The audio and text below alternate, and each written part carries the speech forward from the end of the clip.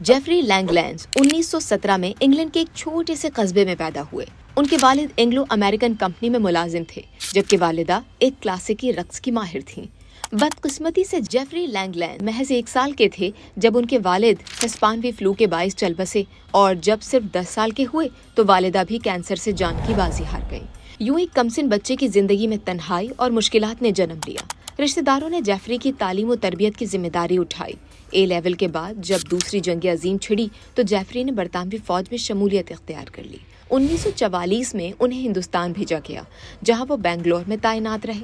इसी दौरान उन्हें खित्ते से मोहब्बत हो गई, एक ऐसी मोहब्बत जो जिंदगी भर कायम रही। 1947 में जब बरसगीर तकसीम हुआ तो बेशतर बरतानवी अफसर वापस इंग्लैंड लौट गए, मगर जेफरी लैंगलैंड ने पाकिस्तान में ही रहने का इंतखाब किया। वो रावलपिंडी में पाक फौज से वाबस्ता हुए और अपनी खदमात के दौरान मेजर के ओहदे तक पहुंचे। रिटायरमेंट के बाद उस वक्त के वजीर आजम अयूब खान ने उन्हें पाकिस्तान में रहने की पेशकश की, जिसे उन्होंने कबूल कर लिया। ये पेशकश उनकी नई जिंदगी का आगाज बन गई। मेजर जेफरी ने अपनी फौजी वर्दी उतारकर इल्म का लिबास पहना। उन्होंने HSN कॉलेज लाहौर में पढ़ाना शुरू किया, जहां उन्होंने 25 साल तक तालिबे इल्मों को रियाजी और साइंस जैसे मज़ामीन पढ़ाए। जेफरी लैंगलैंड ने साबिक वजीर आजम इमरान खान समेत दीगर मशहूर व मारूफ शख्सियात को ज़ेवर तालीम से आरास्ता किया।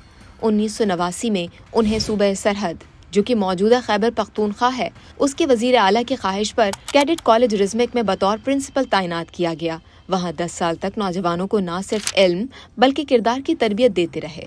हुकूमत पाकिस्तान ने पाकिस्तान में मुस्तकिल क़याम और तालीम के मैदान में उनकी खदमात का एतराफ़ करते हुए उन्हें निशान इम्तियाज़ और हिलाल इम्तियाज़ जैसे आला तरीन सिविल एज़ाज़ात से नवाजा।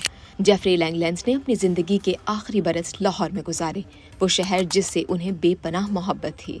101 साल की उम्र में 2019 में वो इस दुनिया से रुखसत हो गए, मगर पाकिस्तान के तालीमी और फौजी तारीख में उनका नाम हमेशा जिंदा रहेगा।